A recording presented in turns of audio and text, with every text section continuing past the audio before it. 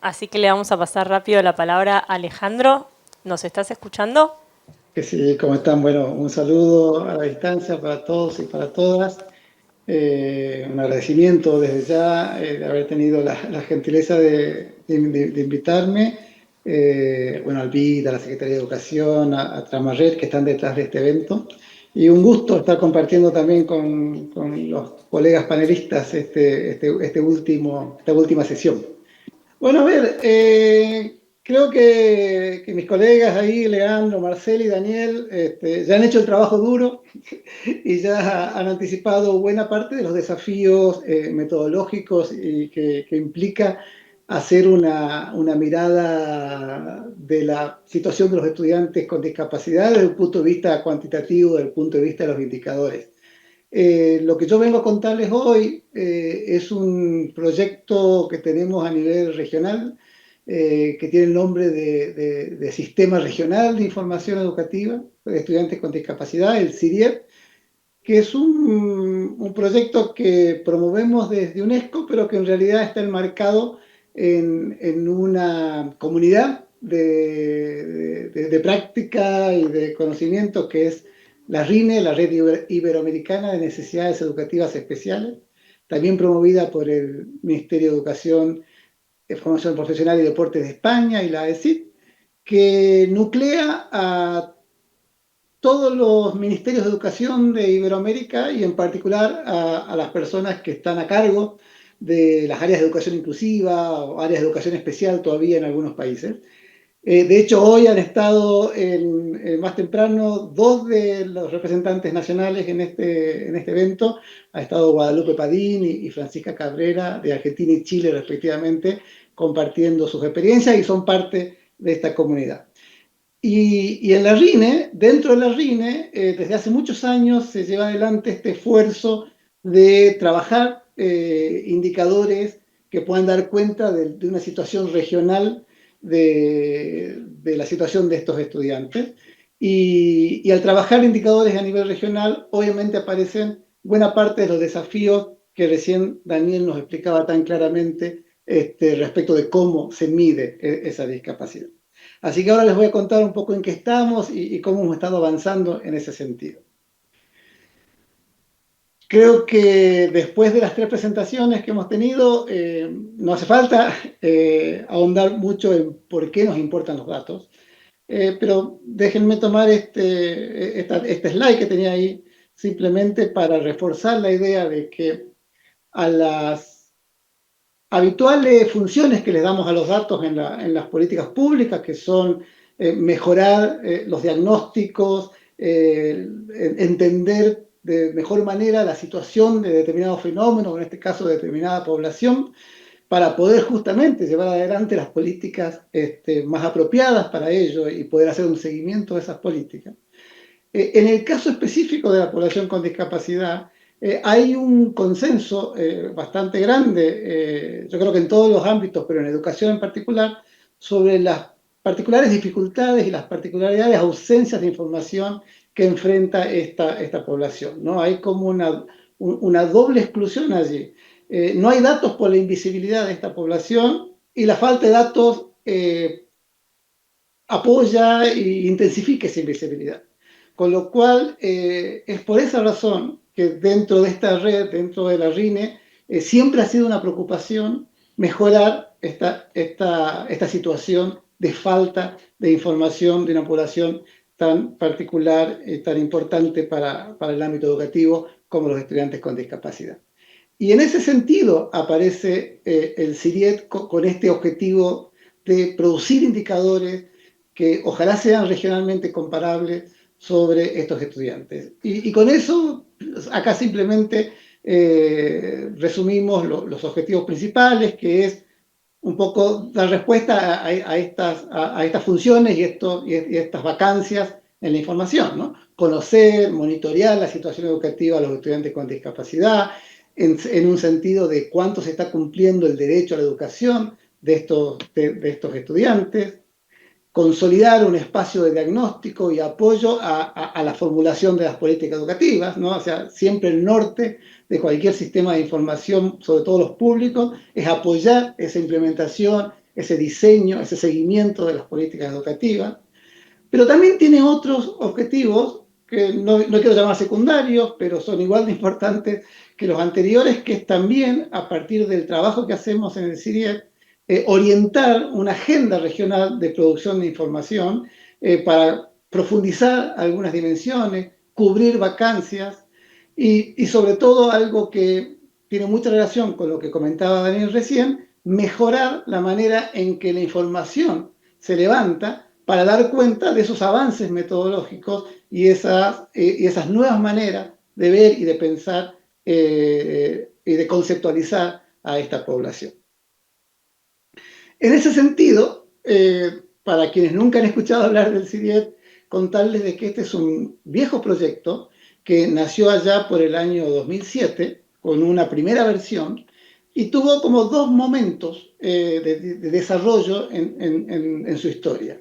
Un primer momento que fue el surgimiento del sistema hace ya más de 15 años, también en el marco de la RINE, y donde hubo un desarrollo metodológico para montar, para diseñar este sistema de indicadores y una primera implementación. ¿Sí? Al que le interesa un poco la historia de las estadísticas educativas y las metodologías, si googlea este documento lo va a encontrar fácilmente, este documento que figura ahí con tapa roja.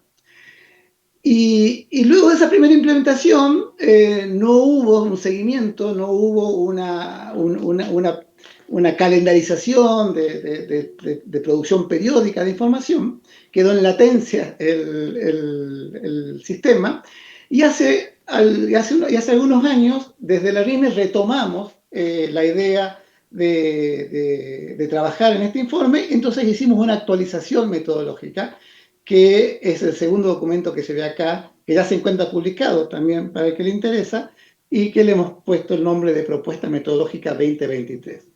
Yo quisiera acá simplemente comentar por qué era necesaria esta actualización. Más allá que 10 años en el camino de cualquier metodología es razón más que suficiente para revisarla y para actualizarla. Pero habían además pasado dos o tres cosas muy importantes en el medio que hacían necesaria esta revisión.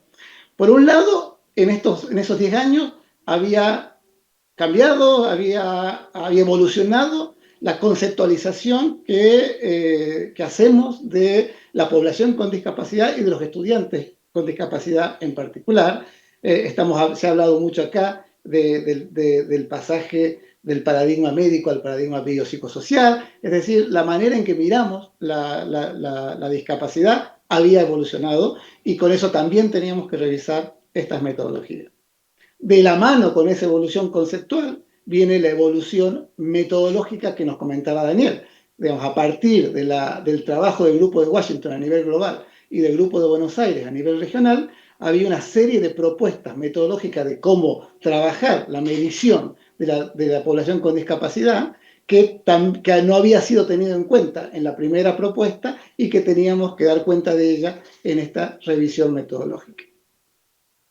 Y en tercer lugar, ya más a nivel educativo, entre ambos periodos había aparecido la Agenda de Educación 2030 o la Agenda del Objetivo de Salud Sostenible 4, que claramente estableció un nuevo acuerdo internacional sobre las metas, los objetivos de la educación y las prioridades de la educación, que también incluyen de manera mucho más clara que las agendas anteriores la atención de las distintas poblaciones, entre ellas la población con discapacidad. Así que dado todo esto que había sucedido en esos años, se imponía una revisión metodológica de la propuesta y es a lo que tuvimos abocados en los últimos años hasta la publicación el año pasado de este reporte, que también a quien le interese la temática invito a revisarlo. Y esta propuesta, que no voy a entrar en detalle de los elementos conceptuales que tienen, más allá de decir que, por supuesto, tiene como principales marcos de trabajo el enfoque del derecho a la educación y el ODS 4 como marco de acción, terminó organizando un conjunto de dimensiones y categorías para analizar la temática de los estudiantes con discapacidad, que se pueden resumir aquí en 6 dimensiones, que son 5 ya conocidas en el ámbito de la educación, que tienen que ver con las 5 dimensiones de la calidad educativa definidas en un documento de la UNESCO allá por el 2007, relevancia, pertinencia, equidad, eficacia y eficiencia, a la que sumamos una dimensión de contexto. Y estas dimensiones las hemos abierto por algunas categorías que nos permitan analizar distintos aspectos de la situación educativa de esta población, y para cada una de estas categorías hemos establecido un conjunto de indicadores que forman un agregado, un grupo de 27 indicadores que entre todos los países, son 19 países que forman parte de esta red, acordamos que son los indicadores con los cuales nos parecen pertinentes para medir a nivel regional la situación educativa de esta población. Y dicho eso, este año nos lanzamos a hacer una primera implementación de estos indicadores. Y en eso, de los 19 países, 16 decidieron hacer la implementación, pero con la salvedad de que estamos trabajando con la información que los países tienen disponible. Es decir, que aquí, desde ya, hay algunos problemas de comparación, justamente porque los países captan la información de manera diferente, pero quisimos, en el camino hacia mejorar esos sistemas de información, igualmente, en base a algunos criterios, poder trabajar en un abordaje regional de lo que nos están diciendo los datos que los países actualmente disponen.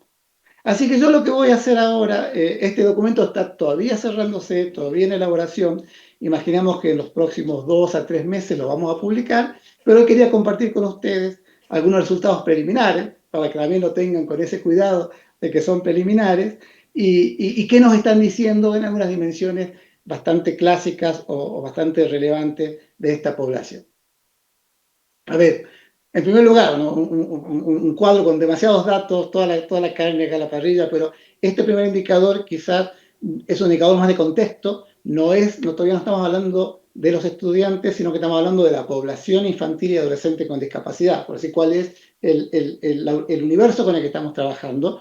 Esta información no viene de los sistemas de información educativa, de los CIGET, sino que viene de relevamientos muestrales de tipo de población, como las encuestas de hogares o los levantamientos mix de UNICEF. Y una primera cosa que queremos decir acá, que tiene mucha relación con lo que ya dijo Leandro, con lo que ya dijo Daniel, es que importa mucho la manera en que levantamos la información para leer los resultados. Concentrémonos en las barras rojas, que son el total. Fíjense la diferencia que hay en la incidencia de la discapacidad en la población según utilicemos los instrumentos que vienen de las encuestas de hogares o según utilicemos instrumentos que vienen de las encuestas mix. Mientras que en las encuestas de hogares estamos hablando de una prevalencia de entre el 1,6 y el 2,8%, dependiendo de la edad, cuando nos vamos a las mix, esto casi se quintuplica. ¿Y esto a qué se debe? A que la información se levanta de distinta manera. Por un lado, las MICs están pensadas para la población de esta edad, ¿no? Recién lo decía un poco Daniel, los instrumentos que están pensados para la población general a veces no captan bien la población escolar o la población infantil. Pero además, los dominios, la cantidad de dominios que cada una de estas encuestas levanta es diferente. Entonces, eso nos va explicando por qué los números dan diferente. Y son cosas a tener muy presentes, muy en cuenta a la hora que analizamos información. Pero más allá de esas diferencias, cuando uno mira algunas aperturas que son relevantes, hay bastante consistencia en lo que nos está diciendo, con independencia de cómo lo estamos mirando. Podemos ver, por ejemplo, que cuando abrimos por sexo, la prevalencia de la discapacidad es un fenómeno en el cual tiene mayor presencia en los hombres que en las mujeres. Fíjense que eso se da de manera consistente en los dos tipos de mediciones y en los distintos grupos de edad. También es un fenómeno más urbano que rural, más allá que cuando uno lo mira por encuestas mix hay cierta paridad, pero cuando lo mira por encuestas de hogares se da ese fenómeno de mayor presencia en el ámbito urbano. Y cuando vemos por quintil de ingreso, salvo alguna excepción, se da quizás un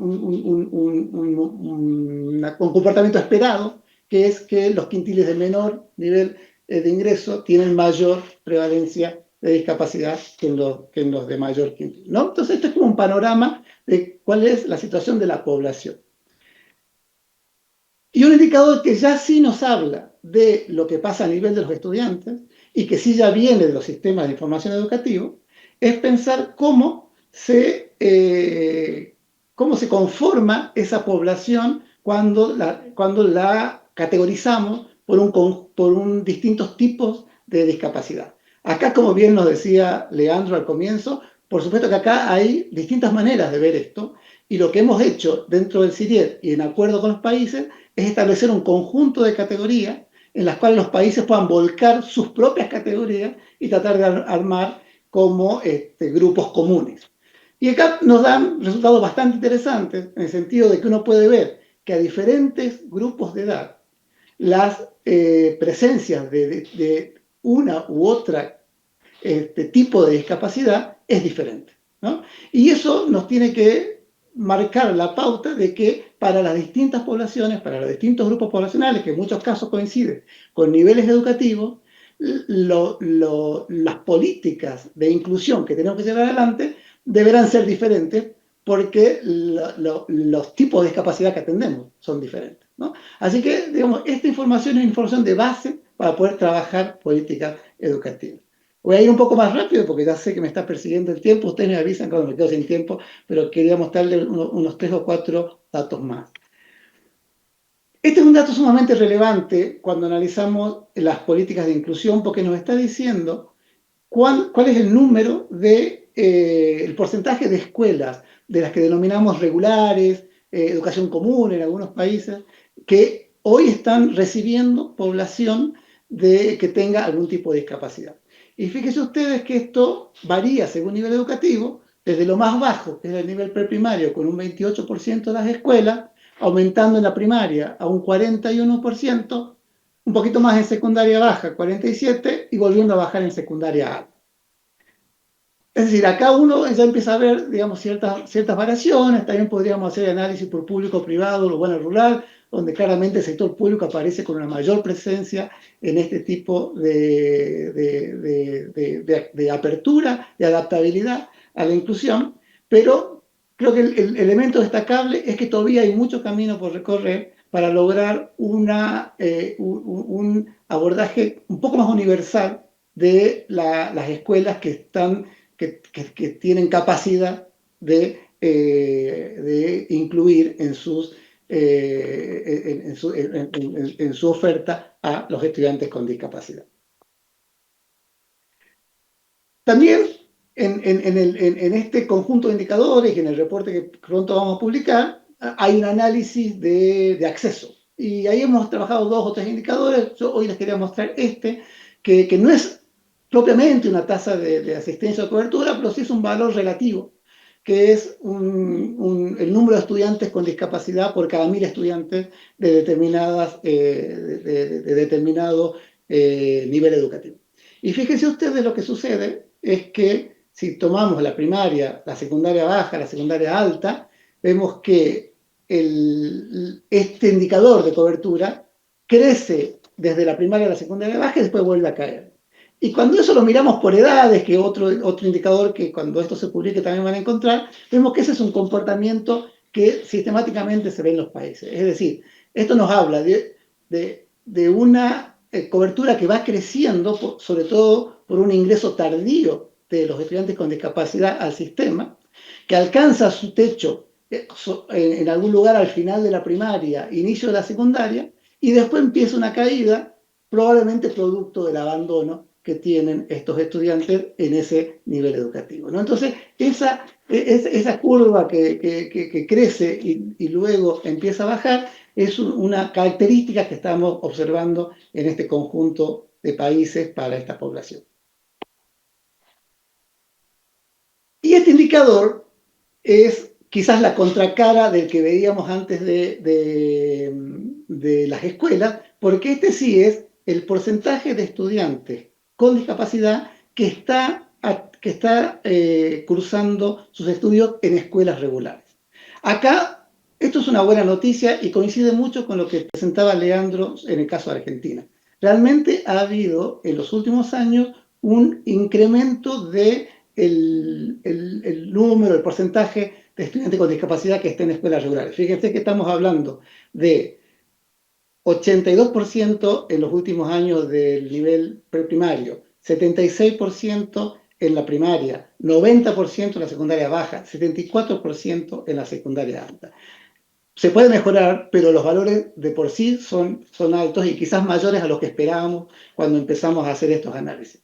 Quizás la contracara de esto es que hay, por ejemplo, 76% de los chicos están en el nivel primario atendiendo escuelas regulares, pero veíamos que menos del 50% de las escuelas reciben estos chicos, ¿no? Entonces hay una diferencia entre esa mayor participación de los estudiantes, pero pocas escuelas que los reciben, ¿no? Entonces ahí yo creo que son dos indicadores que hay que mirar en conjunto. Un solo indicador para mostrar de trayectorias que podíamos estar mirando sobre edad, repitencia, etcétera, pero hoy quise compartir con ustedes el dato de abandono, que lo podemos dividir entre los estudiantes que abandonan, que participan de la educación regular, y los que abandonan, que participan de la educación especial.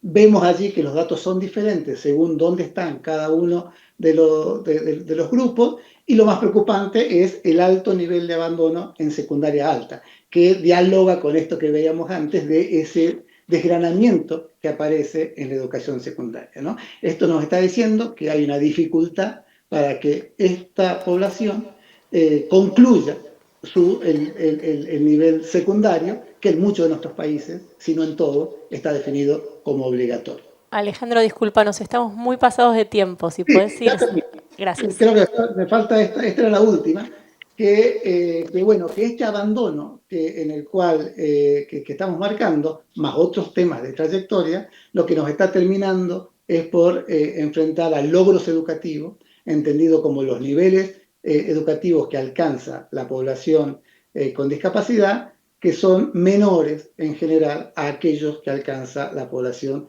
sin discapacidad, ¿no? Acá simplemente están los números generales, vemos para los distintos niveles cuáles son los logros educativos de esa población. No voy a concluir, simplemente comentar de que quizás más allá de las, de las reflexiones o conclusiones que tienen estos datos acerca de las posibilidades de su trabajo en la agenda educativa y en las políticas educativas que se llevan adelante para la educación inclusiva, creo que uno de los principales hallazgos que tenemos aquí es que la situación que hemos logrado armar en cuanto a los indicadores de la región también nos alerta sobre las vacancias que existen en la información y sobre la necesidad de seguir profundizando el trabajo sobre los sistemas de información, tanto a nivel nacional, para cada vez mejorar la manera en que se producen esos datos, como a nivel regional, en que podamos tener una mirada de conjunto y comparada. Así que, bueno, muchas gracias por permitirme pasarme 2 o 3 minutos y bueno, me quedo todavía escuchando lo que resta del evento.